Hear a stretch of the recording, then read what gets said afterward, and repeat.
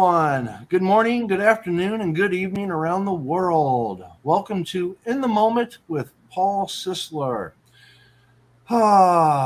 It's been a heavy minute there. For those of you that have been on here before with me, I used to have the red herring effect, and I am now in the moment. And the red herring effect talked about politics. And I know I took a break there for a while. My wife had cancer and she passed away back in January. And I was grieving pretty hard.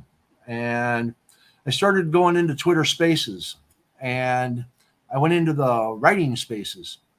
And along the way, I came across the talented Kornelia Blackmore. And between her and a multitude of other writers, I was inspired to keep writing.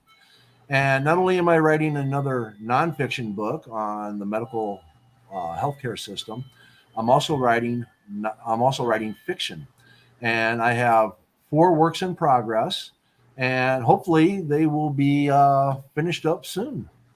But in the meantime, I would like to welcome Kornelia Blackmore. Hello, Cornelia. Hi, how are you, Paul? I am excellent. How are you today? I am fan-fucking-tastic. Excellent. Excellent. All right. So let's get this thing rolling. Sweetness, let's In the go. moment, this segment's called the Vellum. And vellum means parchment. If you were to look it up, it would be parchment made out of lambskin. And it's what a lot of writing was done on a long time ago. Mm-hmm. And that's why this is called the Vellum. Mm-hmm. So Cornelia, tell me a little bit about yourself. Well, for those of you that don't know and are new, hi, welcome. My name is Kornelia Blackmore. I am a self-published author, audiobook narrator, plus-size model, video game streamer, and I also do tarot card readings as well. But that's more for fun and just needing to, to help people spiritually speaking. So hi, nice to meet all of you. That is excellent. That is excellent.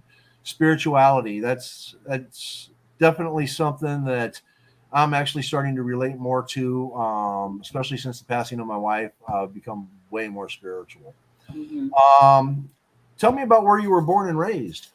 So I was born and raised in Columbia, Maryland. And I guess I'll, also give you a little backstory about my parents. My mom, she is from India, and my dad is from Baltimore. So he's, also from Maryland as well.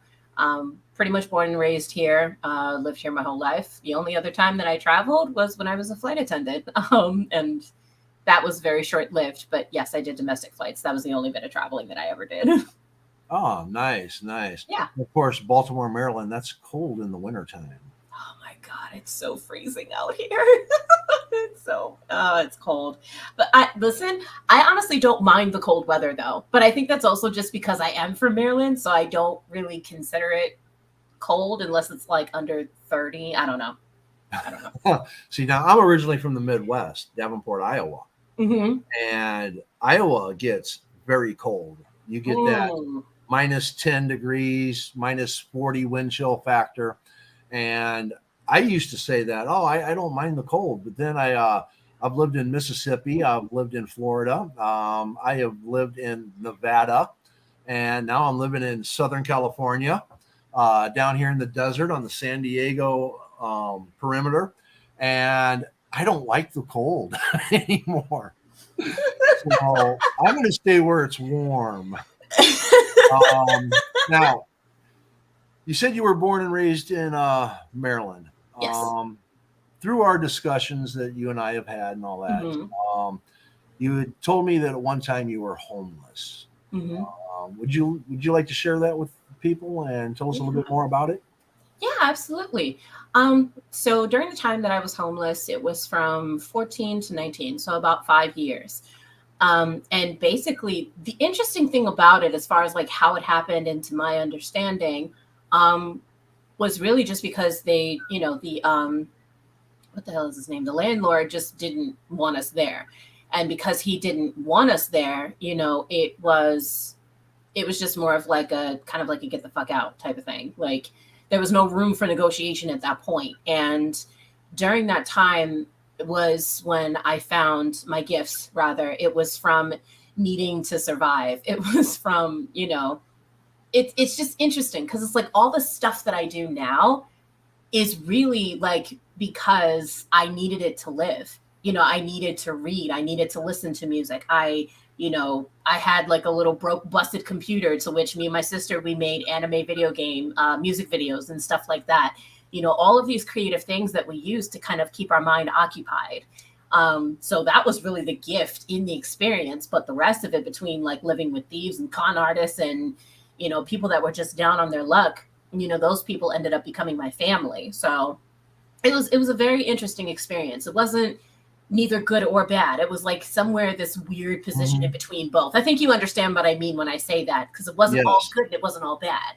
Yeah. So, yeah. Well, I myself, I've been homeless twice, so I know what it is. I know the life. I know the suffering that a lot of people go through. It's one of the things that I talk about in my book, The Red Herring Effect. So, and again, it's for another time. Yeah. So, but yeah. Now, could you? Oh wow, we got a nice comment here. Cornelia is wearing the cat ear headphones. We had a pair of those. Yes.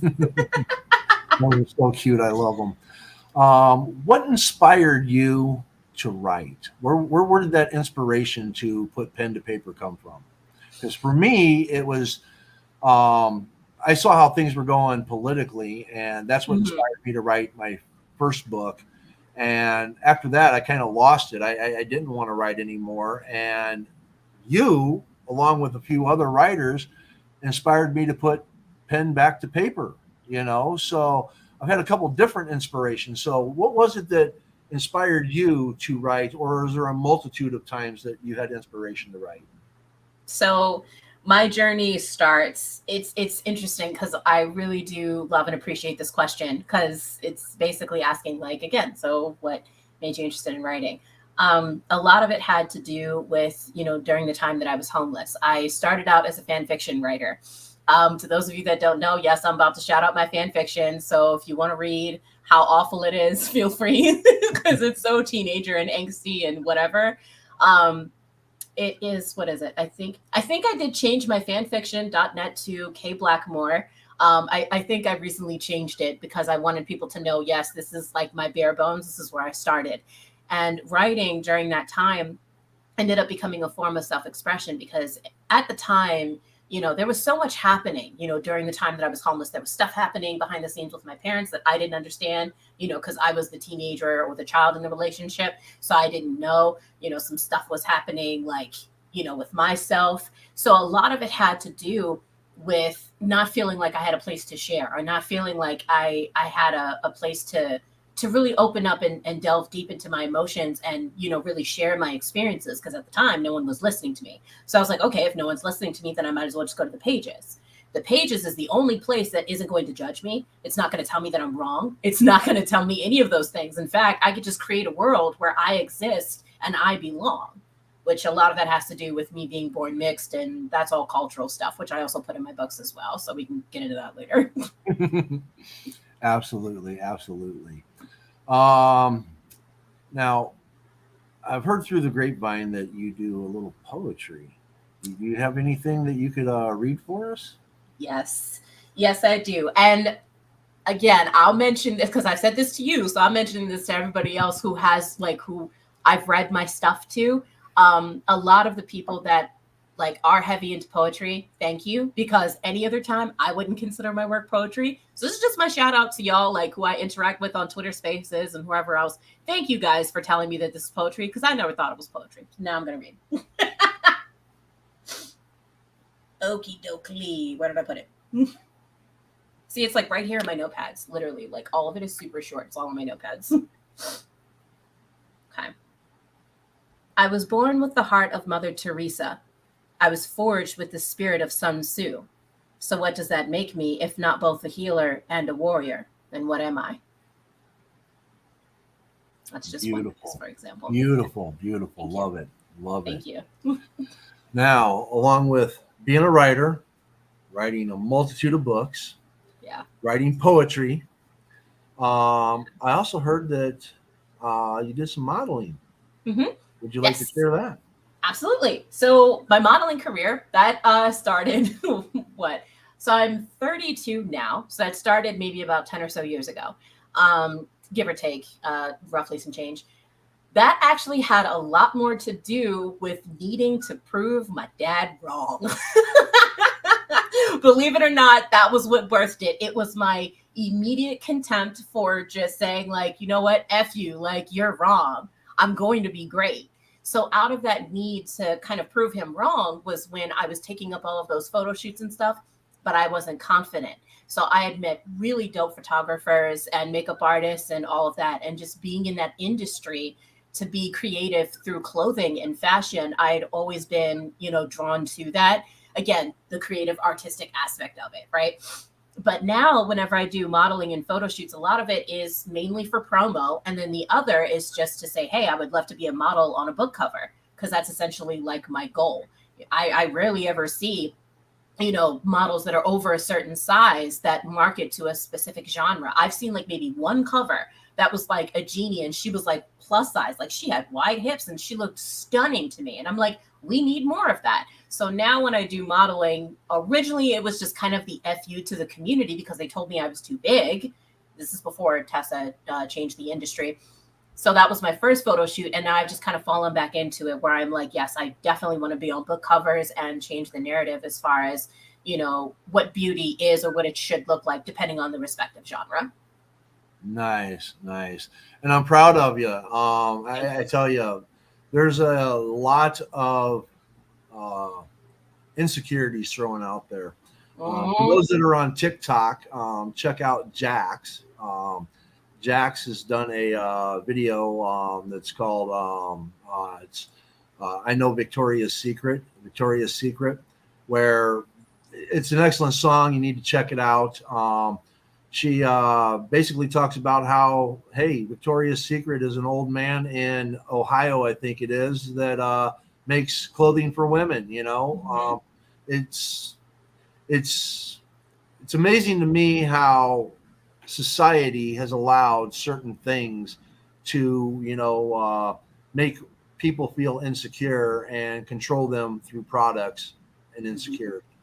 It's sad to me. Mhm. I'm glad you did your modeling. You're a beautiful woman. Keep it Yep. up. You're an inspiration to many. Thank you.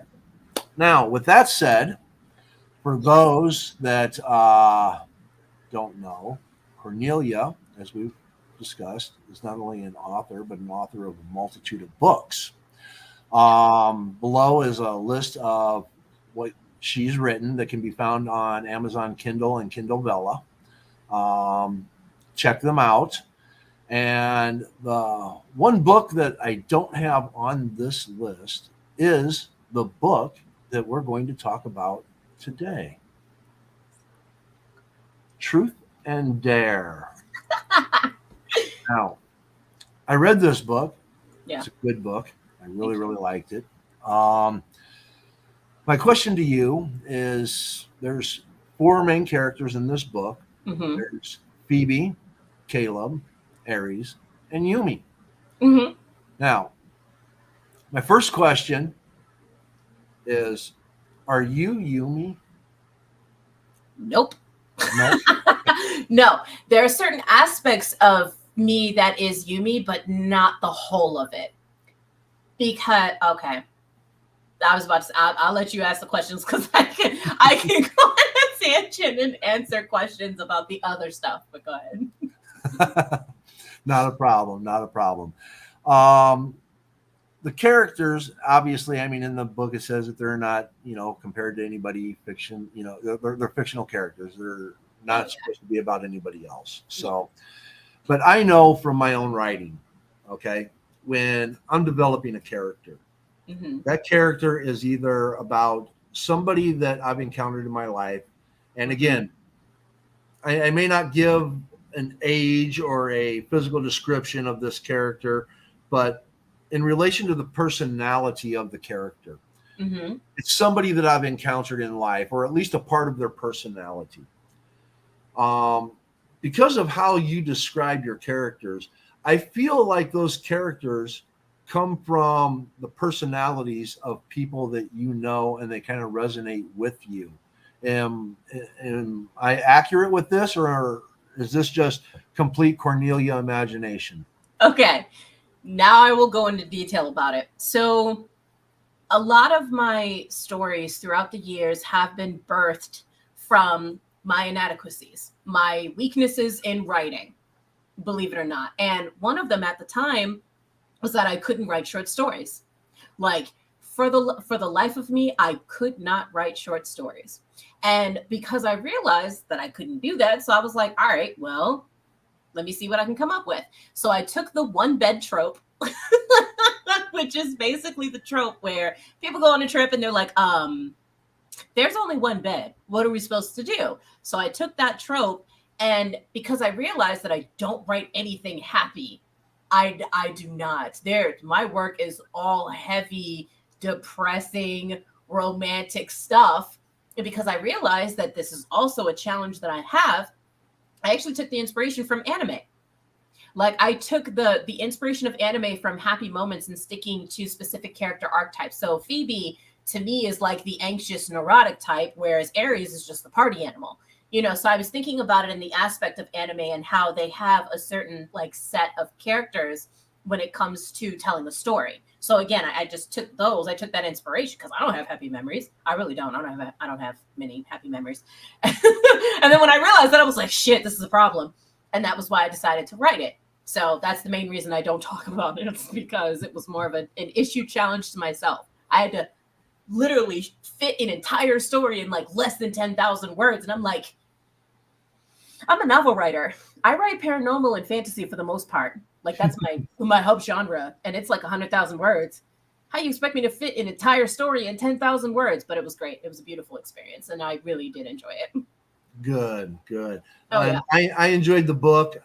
Yes, it is a short book. Yes. It is. Let's see here. Yeah, it's short. It is 53 pages. Yep, not that long at all.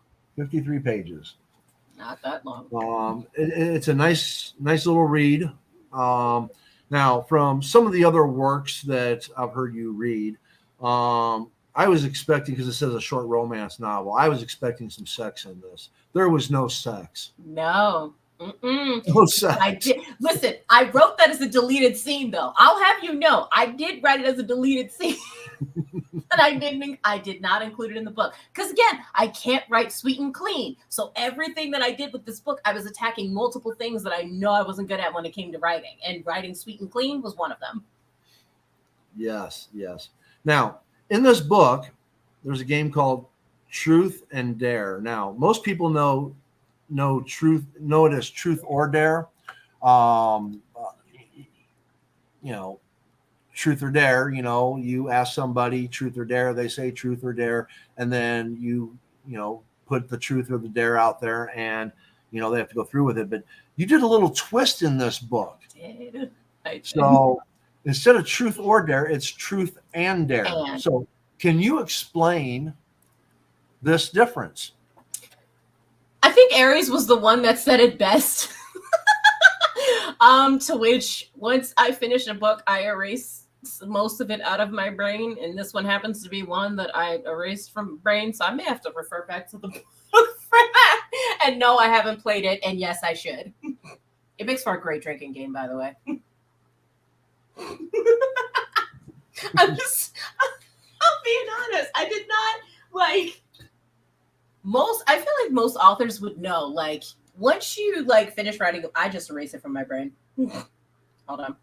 Best friend or yep, there it is. Oh, son of a bitch basket. It's right behind that. No. Okay. What do you say? What's the rules? Here's how it works. I say, Yumi, truth, then ask a question. She answers, then she picks either truth or dare for the next person. Say she tells Caleb dare and has to do the dare. Now, if he backs out of the dare, someone else gets to dictate his punishment, and the same goes for truth. Simple punishments like drinking, loss of money, paying for something, shit like that. Literally the concept that I came up with, like on the fly. I like it. I like it. And I found it, interesting. It's just like, wow, that's the way we should have played it when we were younger. That would have been a lot more fun. That would have been a lot more fun. So if we were to play Truth and Dare, Yeah. would your first play with me be a truth or a dare? More than likely, it would be a dare, but I feel like that's because we're daring individuals, Paul. That's because we're daring individuals, Paul. Okay. All right. Sorry. I'm having too much fun with this. Yeah. No, this is supposed to be fun. This is the aspect that I didn't have when I did the red herring effect. I didn't. It was all serious. It was all monotone. It was all, even though I was throwing out a lot of facts. Sorry, it was boring, but for me, it was also a learning experience. And now that I've been on Spaces and I've met, like I said, great people, especially in the writing community, I've opened up a lot. My personalities come out a lot. I have more, I'm more comfortable speaking in, this aspect of things. And it's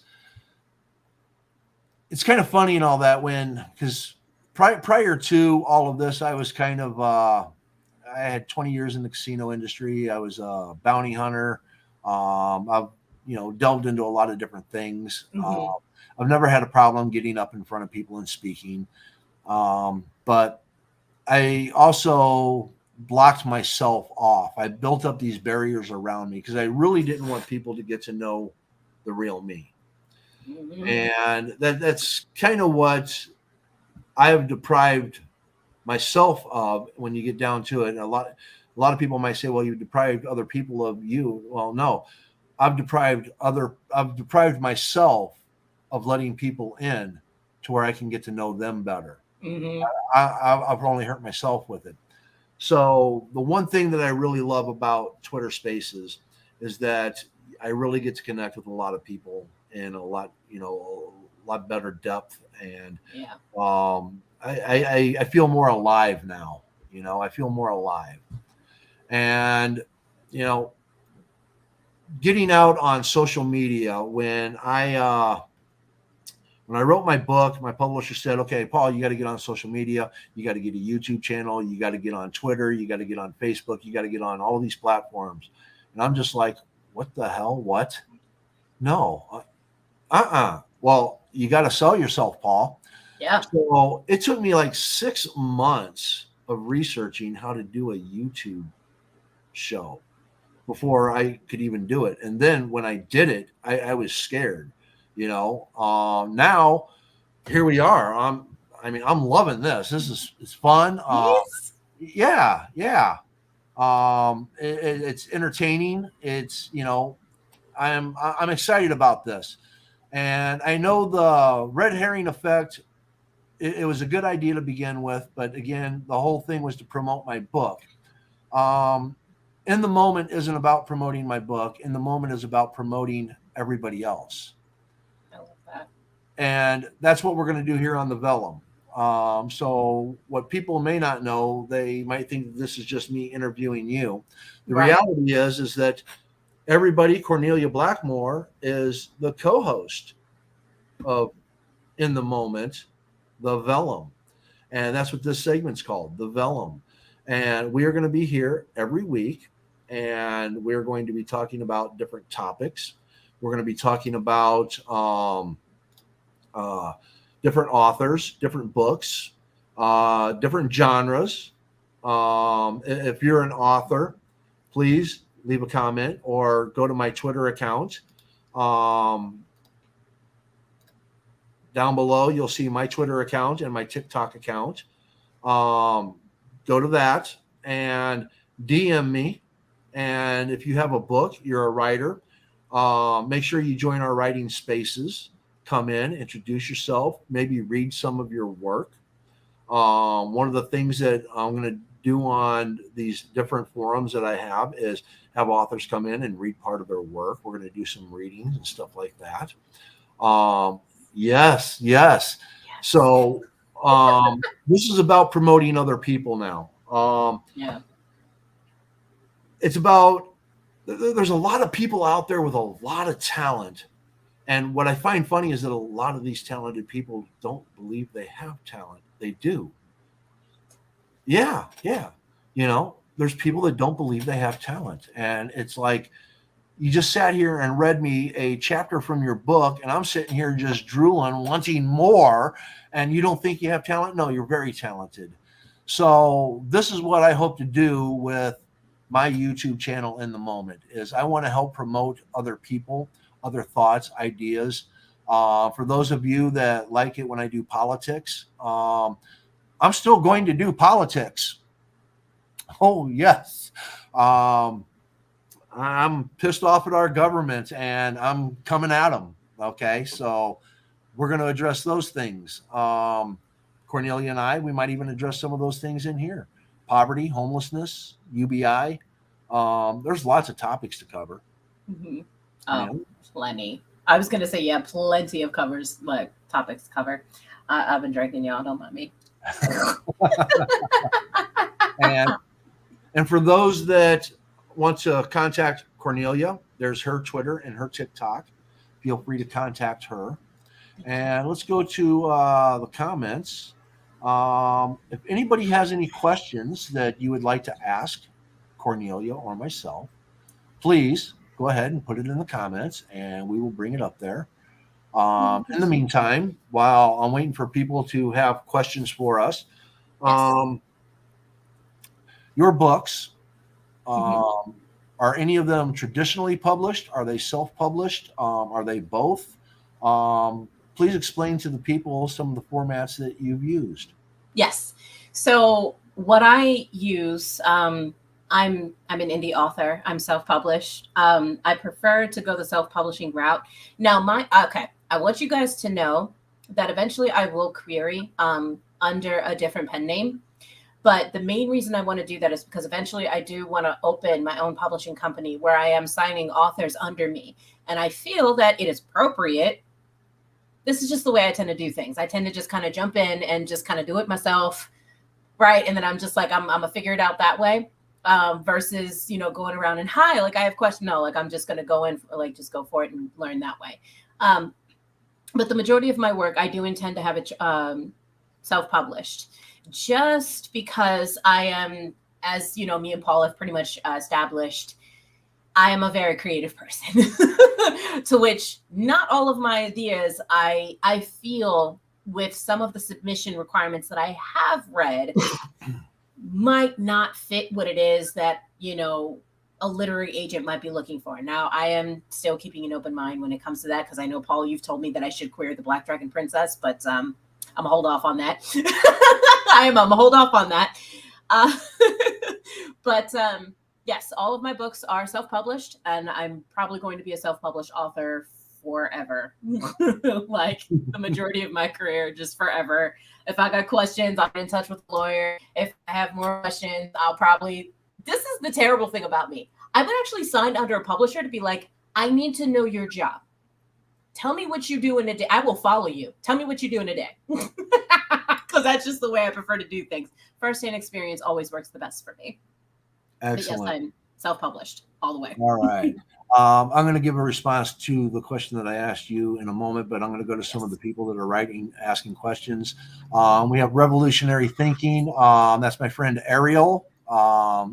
People on Twitter know him as Ariel's Ariel. Mm-hmm. He asks, where and when did you guys meet? I think it was probably back in about February, March? Yeah, I think so. The majority of Twitter Spaces, I do believe, was around February, March, if I'm not mistaken. I think so. I think it was around February or March. It was after my wife had passed away. She passed away in January, and like I said, I was grieving, and I hadn't been in Spaces for quite a long time. I may have come in and out here and there, and I came upon a writing space. Cornelia was one of the people in this writing space, and she helped inspire me to go back to writing, along with a couple others. There was Torch the Poet.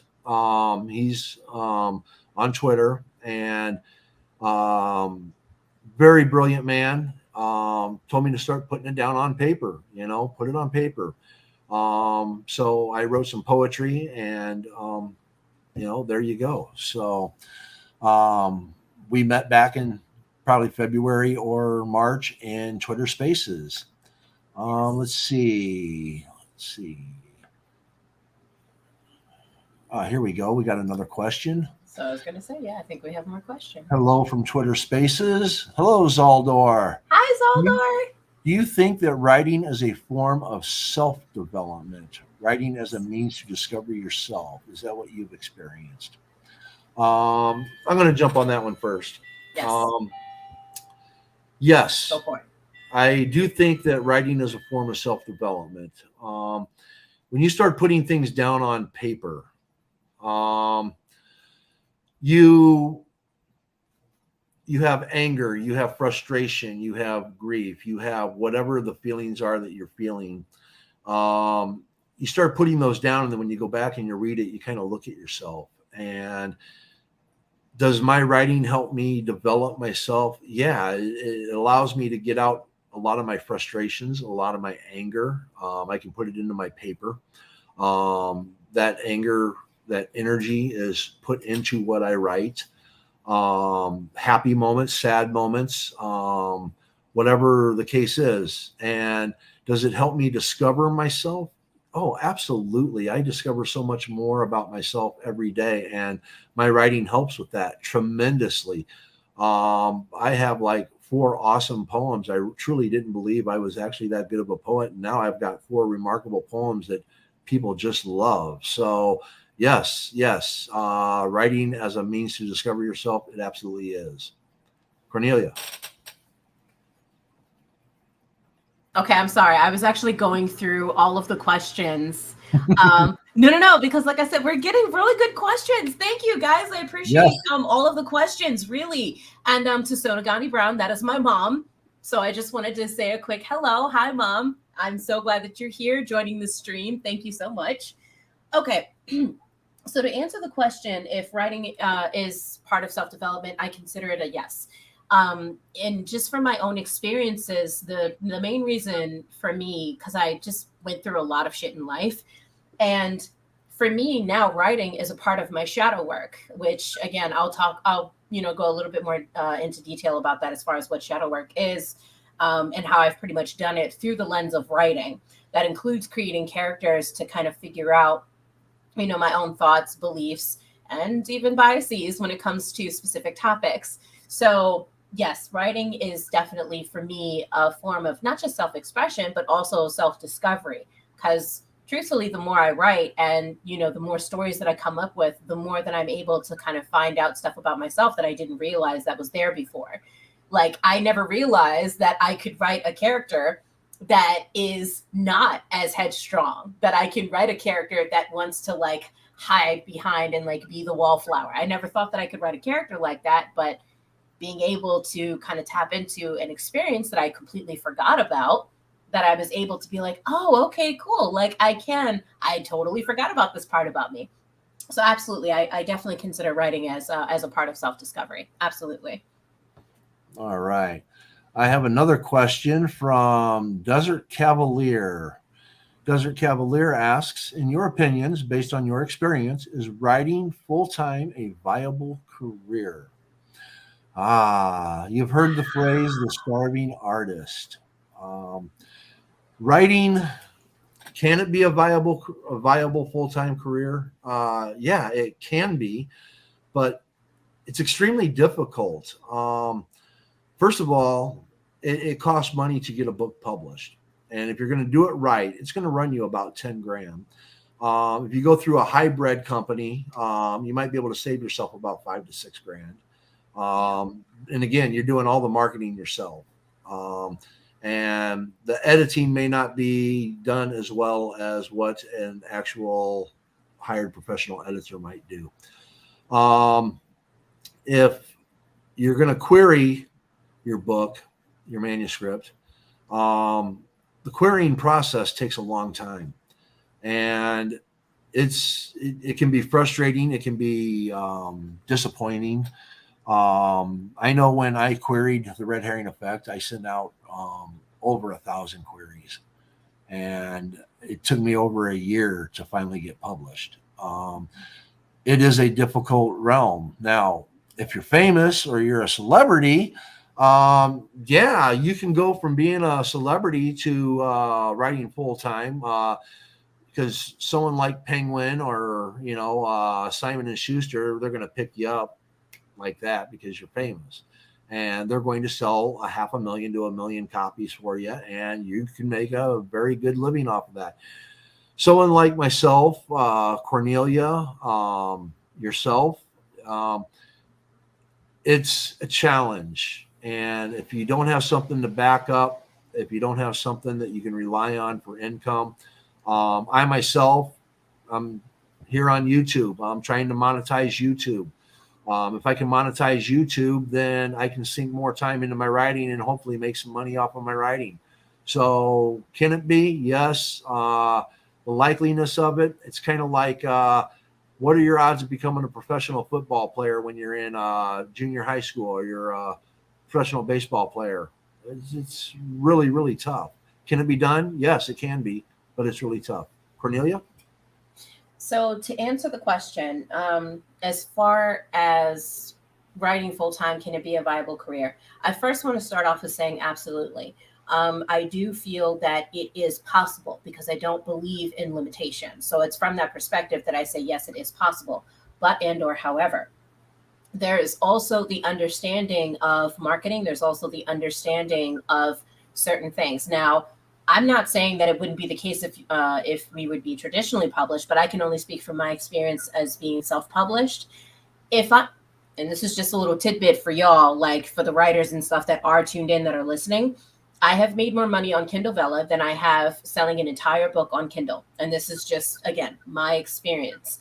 And I think a lot of that has to do with readers' expectations of certain novels, especially ebooks being like really dirt cheap at that point. I've heard some readers that are just like, I'm not paying more than, like $1 or $2, like for an ebook, which I understand because I am one of those people. To which I agree with making my work accessible, but unfortunately, there kind of falls into that in between place where it's like, okay, what rate do I charge to make a living versus, what readers, expect to be charged, if that makes any sense.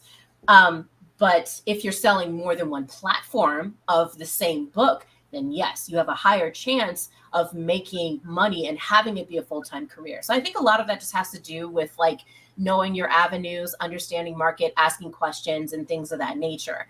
But based off of my experience, my answer is going to be you have to do a lot of work. You actually have to have a platform. You have to kind of continually network with people, which is a huge part of the process. And if that's something that you're not willing to do, then it is going to make you a little bit more limited in as far as being successful, if that answers the question, or making it a full-time career, basically.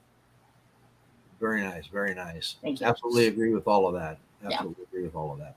And I have talked to a few people that are on Kindle Vella that they're making some good money, probably not enough to make a living off of yet, but as you get more books and you get more titles out there, it can add up. It can add Definitely. up. We have another question here. What routines or other rituals do you perform to keep you writing regularly? I'll let you go first this time. Oh, I love this question. Okay. I do. I love this question. Thank you again for this question. So I am one of those people that has written something, if not every day, then every other day, for like maybe, a couple seconds, 30 seconds, a minute, give or take. I have written every day consecutively for at least 3 years. And also what I do to kind of time myself. See, I'm usually my own competitor. Like I'm not competing against other people. I'm competing against myself. So I think this year I do writing sprints with myself. So I believe this year's record was like 1.6 keywords in 30 minutes. So I do writing sprints with myself. The one that I had last year was 1.3 keywords. So again, a lot of that has to do with wanting to strengthen my my writing drafts, because the stronger the draft is, the easier it is, or the less work it is for me, because I'm self-published, to have to go back and do edits. It's just, it makes it a lot easier for me. So that just happens to be like one of the writing rituals that I do. I also write in my phone, even if it's just, a couple words here and there, just for like, I don't know, like maybe 5 or 10 seconds, give or take. And that just keeps me in the habit of writing, or at least keeping the concept of constantly creating. So then that way, if I need to pull it up on the fly, I can. Not that anyone would need it, but I just feel like I would, because copyright. Ah. All right. All right. For me, when I wrote the Red Herring Effect, I would put Spotify on, put on some cool jazz, and just start writing. Um, for that book, it was nonfiction.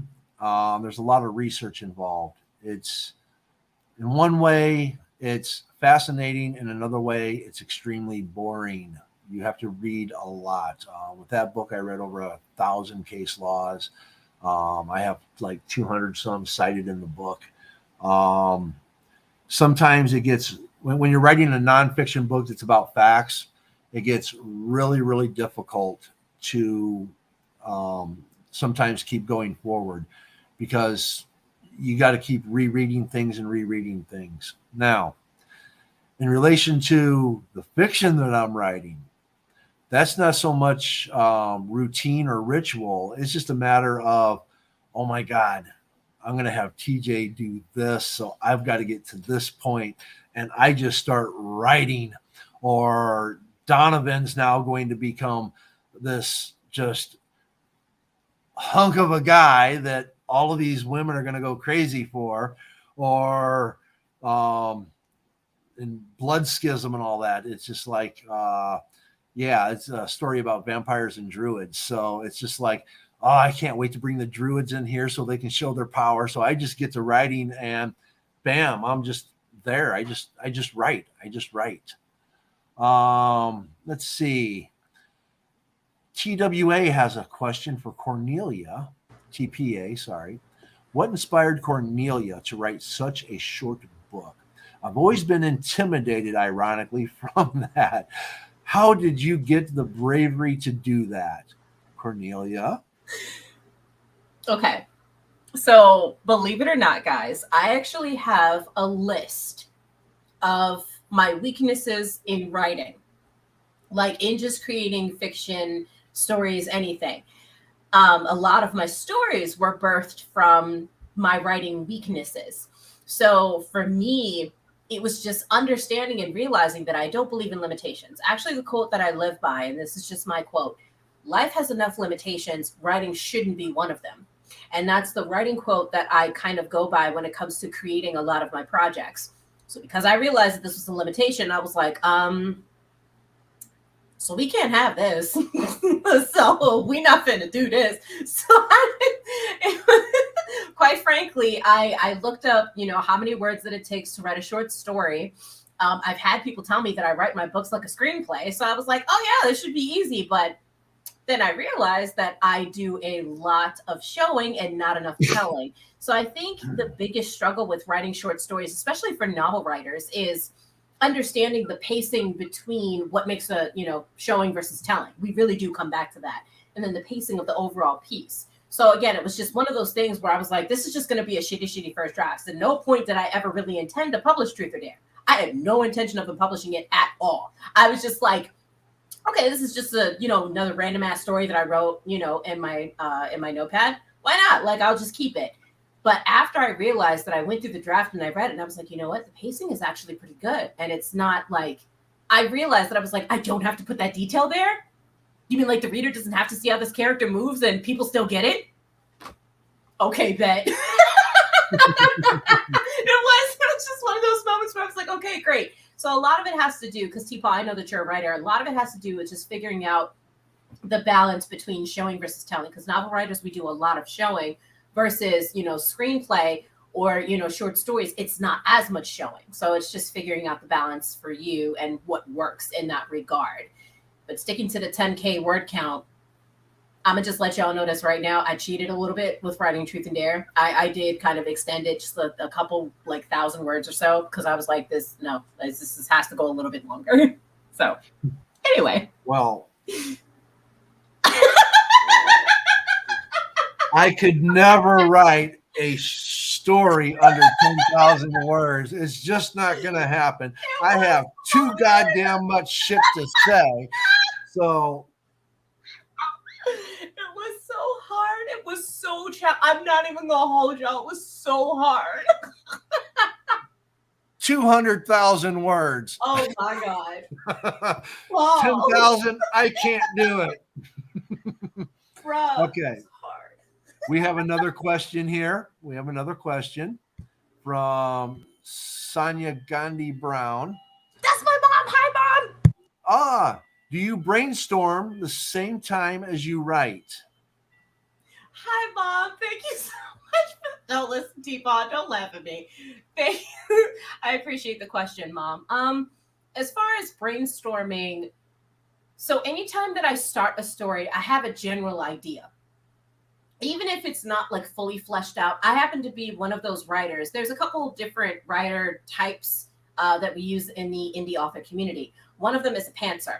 And basically pantsing is, where you have a general idea, but you have written no outline, you have written no character outlines, development, plot, nothing. You just go in head first and you're like, all right, I see the scene, I'm gonna just write it. That's a pantser. And then you have your outliners, which are the people that end up outlining, their stories first before they start writing the scenes. Me, on the other hand, I just write the scene the way I see it. Now, in the midst of my process, now there happens to be a writer that falls somewhere in between, which we call a plantser. Plantser. Plantser. I just wanted to make that clear. I happen to fall somewhere within pantsing and outlining. So as I am writing the story, yes, I do brainstorm as I am writing, because I go in head first with whatever scene is coming to mind.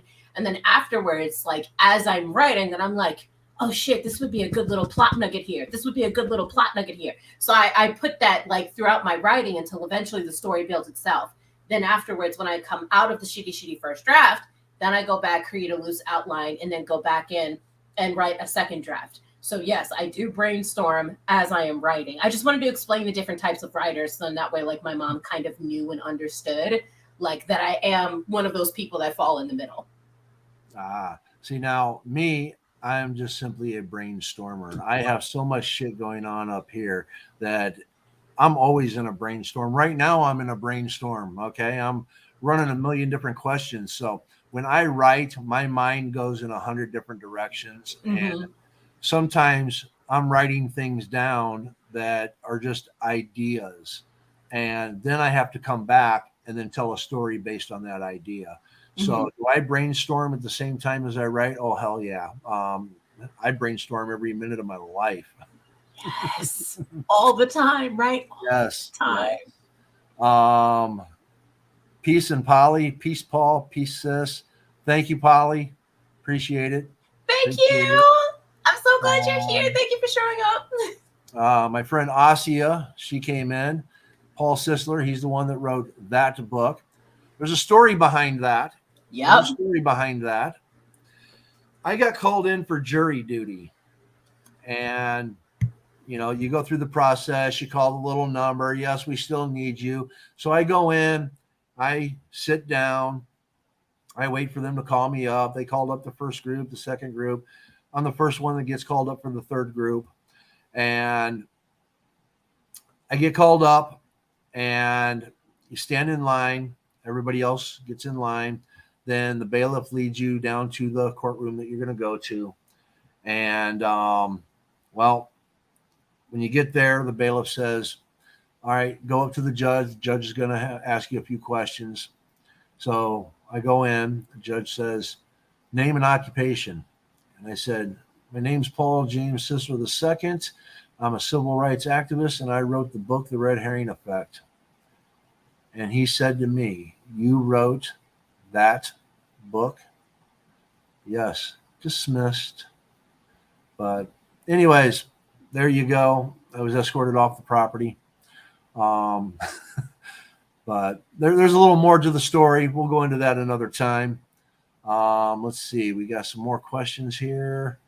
Here's a good one. Does the story change while you are writing? Yes. Yes, it does. The characters, I hate to say it, but the characters tell the story. You know, once you create a personality for that character basically, you're sitting there, you're writing, and it's just like, wait a minute, no, that don't fit the character. No, what would this character do? And then, bam, there it comes. Is it the same for you, Cornelia? Yes. Yes, the writing does it.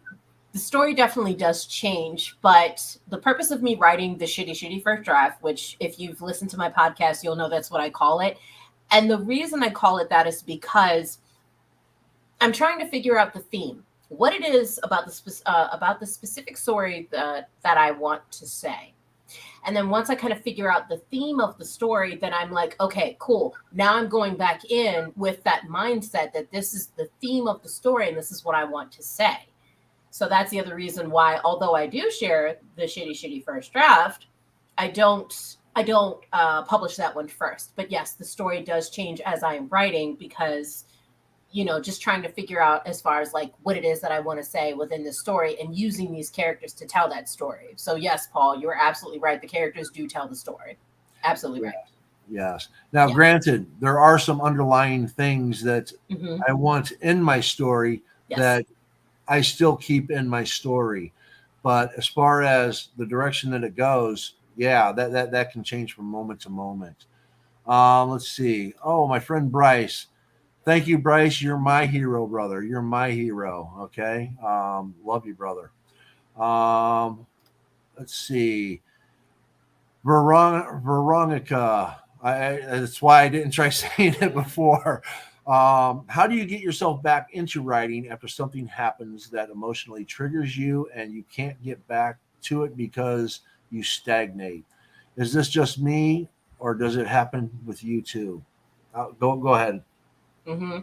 So I recently went through a very traumatic experience where it took me out of my writing for a while. And then I just realized that I was like, damn, I really miss it, but where do I start? And for whatever reason, I just realized that I was like, damn, typing on my laptop is too intimidating. I can't write on my phone. And I mean, it really was that no matter what I tried or what I tried to accomplish, even with writing, it just didn't happen for whatever reason. So for me and my experiences, I realized that it had a lot to do with what was going on in my personal life. Again, that's why, it was a very traumatic experience that I recently went through. And I couldn't write. So for me, how I kind of broke out of the slump, this was during the time that I did a lot of inner work. See, I turned to writing when I needed to work through any of the stuff that I couldn't make sense of, or I wasn't getting any type of help or whatever, what have you, or I just didn't know how to open up to anybody. So then once I kind of changed my perspective into thinking that, writing is supposed to be my safe space and that it doesn't have to be like pressure. Because, at the end of the day, you don't have to publish. You don't have to share. You can write just for you if that's what brings you joy. Do you get what I'm saying? It doesn't always have to be with the perception of the notion that it needs to be published when that might not be what you need to do. So if you feel, called to write, if you feel that it's best to work out, whatever emotions or whatever it is that you're feeling or going through writing, or if you try a different type of avenue when it comes to writing, like journaling. I've recently done journaling when it comes to my meditation and the tarot card readings that I do, because it helps me, again, stay in the practice of writing. We don't think of those things as staying in the practice, but it is, at least that's how I consider it. So. Yes. Yes. Good question, right? Good question. I love this question. It is. When I was writing The Red Herring Effect, there was a lot of things going on in my life. And yes, I would have points of stagnation it was very, very difficult to get back into the writing. But I also knew that I was putting everything that I had into it. So I knew I had to finish that book. Now, after I got that book out there, I was trying to get into the YouTube and really get it pushing. And my wife was diagnosed with cancer. So that made it really hard to write. That made it really hard to do creative content. It took everything I had. And of course, as I've mentioned, she passed away. And then after she passed away, um, I went to a dark place. I didn't want to write. I didn't want to do anything. And my inspiration came from, like I said, people like Cornelia in writing spaces. Sometimes maybe just getting out there and hearing other people talk will help you. Yeah. Now, for me, when I get frustrated or something comes up that has me just wondering what am I going to do, I start putting it down on pen and paper. After my wife passed away, funds was getting really, really low, and my stepson and I were wondering what we were going to do. Um, I put my house up for sale. We were almost bankrupt. I mean, literally, we were. If my house wouldn't have sold when it sold, within a month, I would have been in the streets. I mean, that's just how close it came to everything being turned off.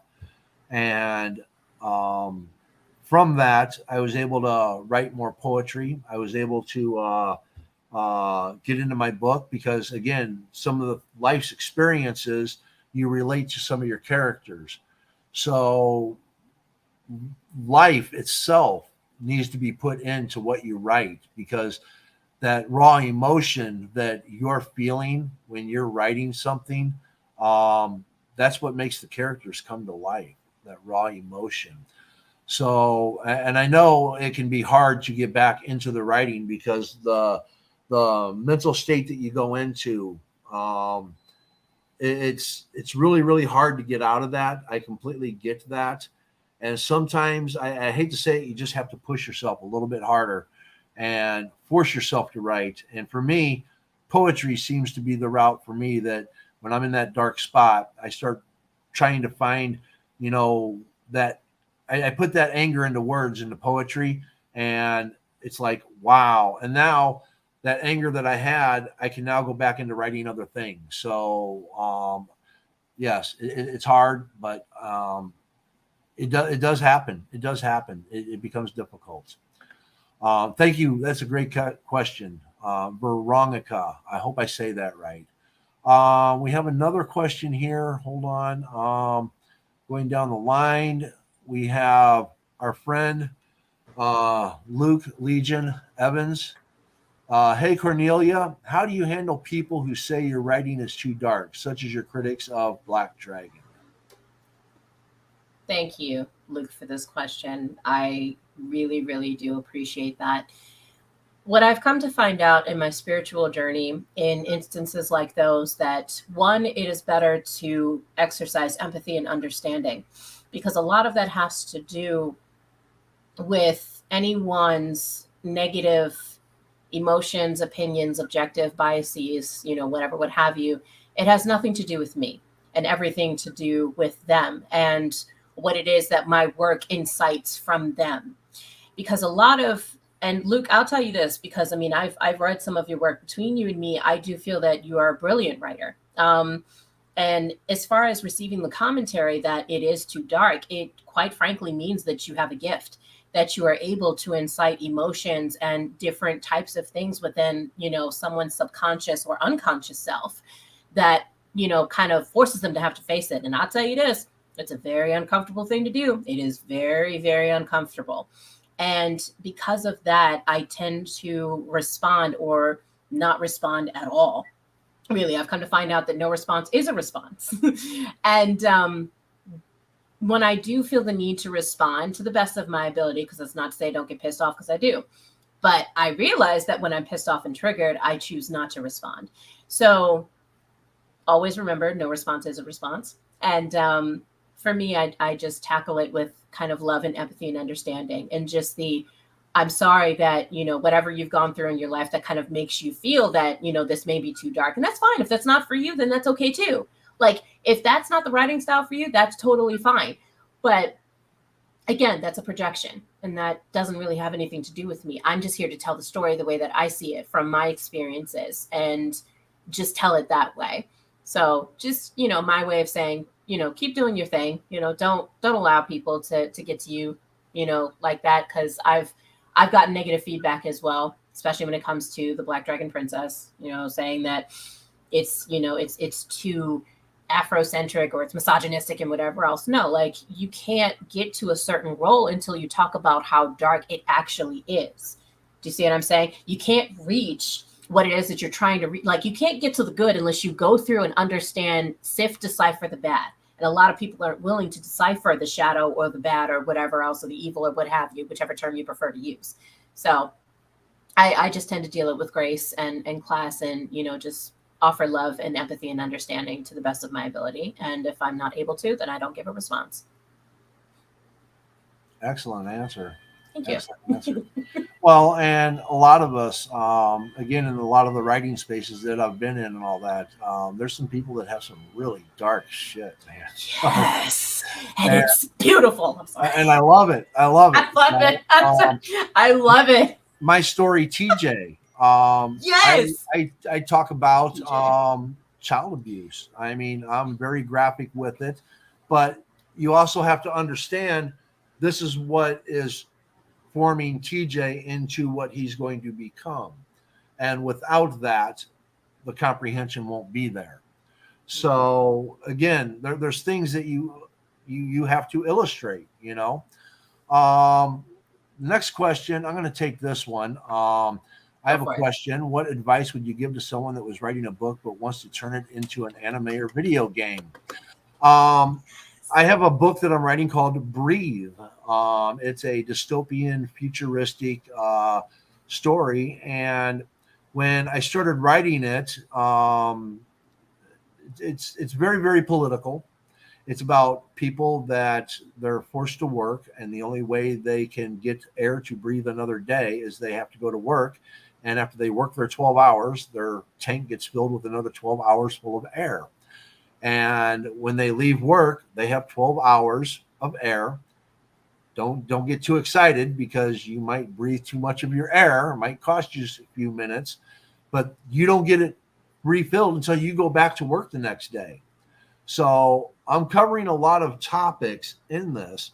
And as I'm writing it, I see it as an anime and video game. So keep writing the book. When you get it published, and hopefully you can get it traditionally published, you just make sure you have it in the contract that any things, movies, anime, video games that come from it, you get the credit for it. Feel free to follow me on Twitter and DM me. I can talk to you more about that, but keep writing the book, because the book will lead to that anime video game. Kornelia, Okay. go ahead. Yes. So first off, hi, Josh. Welcome to the show. I appreciate you in this question. Now, between you and me, we already know that we are the nerds of this whole thing. So when it comes to anime and video game, it depends on the concept of the story. And the only reason I say that is because not every story concept works for its specific platform or format. So, because again, for example, if you had like a really good storyline, but then you'd have to figure out, well, shit, where do I fit in gameplay? Versus if it works well for an anime, which is going to be more story baseline. Do you see what I'm saying? So I think a lot of that has to do with figuring out your story. Where do you feel that it fits within its respective format? And I feel like once you figure out the story, then it's going to make a lot more sense. The rest is going to click. And then if it doesn't, send us a message. We got you. Exactly. All right. Now, there are quite a few other questions. Let me see. I'm going to pick one out of the many here. Thank you. Let's see. I want to pick my sister's question. Ronnie Gandhi Brown, that's my sister. Hold on. Okay. Yeah.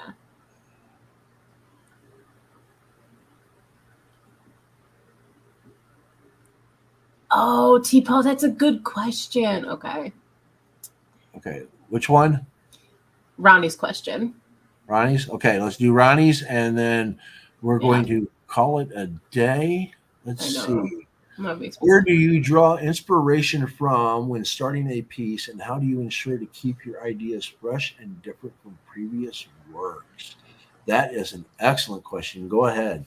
That was why I picked that one. First off, dope question. Hi, sis. I love you. Thank you for showing up. I definitely appreciate you. As far as where I draw inspiration from, I quite frankly draw it from everything. And when I say everything, I mean everything.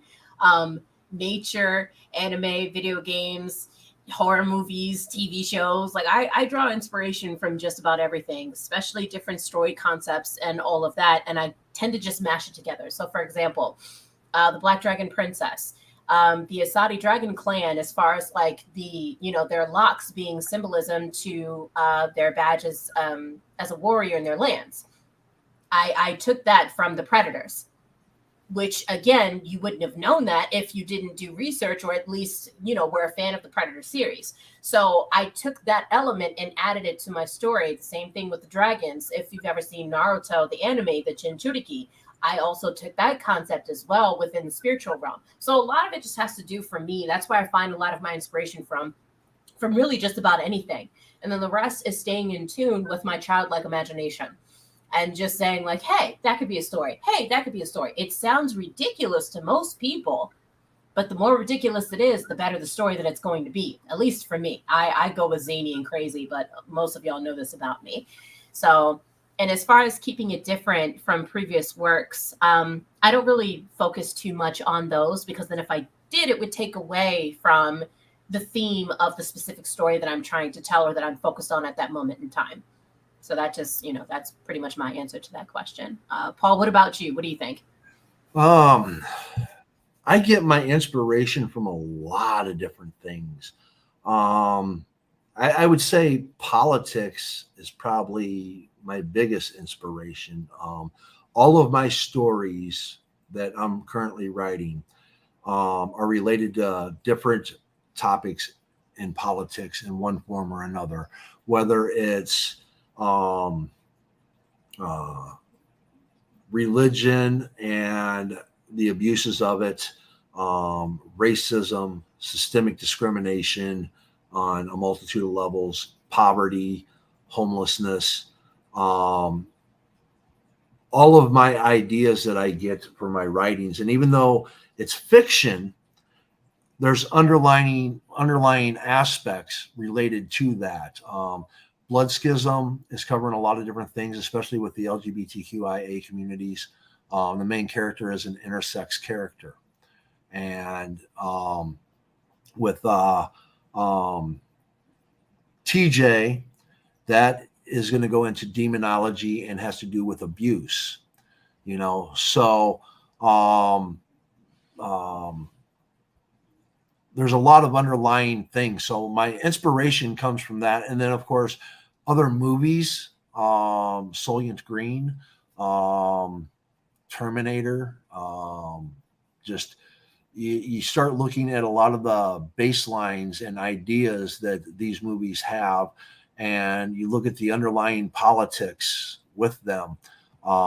That's where I get a lot of my inspiration. A lot of it, again, like I said, is political. And then I guess the empathetic and humanitarian aspect of me is what really gives me the drive to go forward. Because when I see a lot of the brutalities that go on in the world, and of course, I would love to see them all fixed, as I imagine that most people would. My writing kind of hints at that, but I kind of do it in a dark way. So my inspiration, I guess, comes from the world today. So I was just going to say, yeah, absolutely. I mean, we have so many experiences, like with just us, being human and having, you know, different perspectives. And I feel that writing is a reflection of that. And really, it's our ability to kind of relate and to connect, to other people through storytelling, which is actually the other reason why storytelling is as old as it is, especially like culturally and all of that as well. So yeah, storyteller forever. We had missed a couple questions, and I'm sad that we don't get to answer these, but we do have to get the show moving. So I guess I'll just answer T. Paul's question really quickly as far as how do you get yours. How do you handle criticism to writing, whether it's dark, light, or has any particular triggering themes, and how do you get yourself out of slumps if you land in them? The thing is that I don't publish for other people. So I just want to try and answer this question as quickly as I can. I don't write for the purposes of other people. In fact, I feel that I'm just writing really because it brings me joy. So when I do get, I do write triggering themes in my books.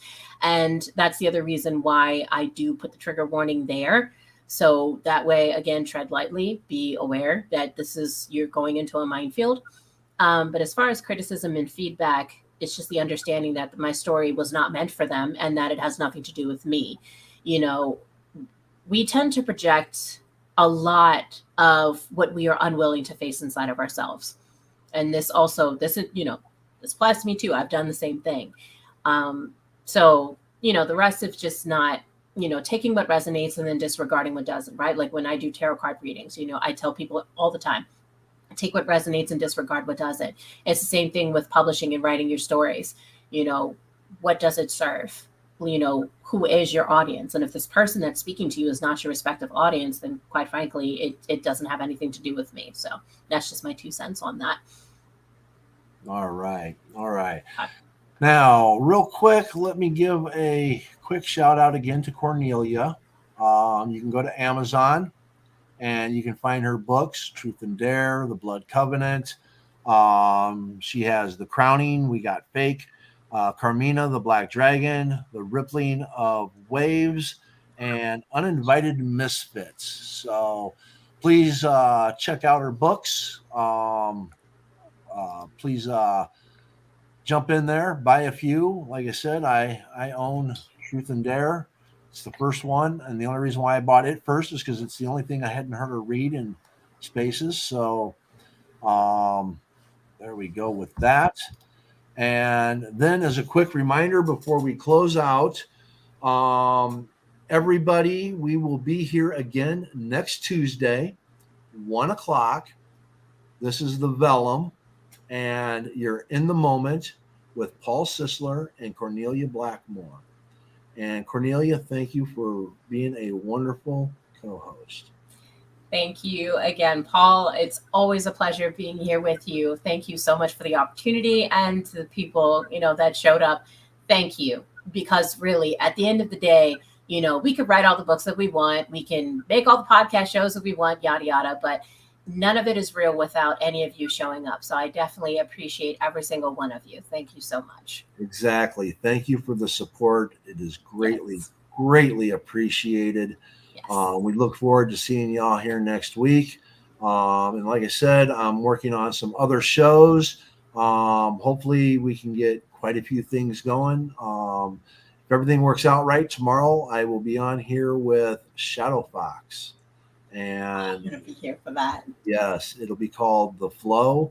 I still got to work out some details. I don't have a time yet, but I will tweet it out. So make sure to check out Kornelia's Twitter accounts, and make sure to check out my Twitter and TikTok accounts. Again, as I close with every time, be kind, be happy, and may good things come your way. Thank you, everybody. Hi, guys.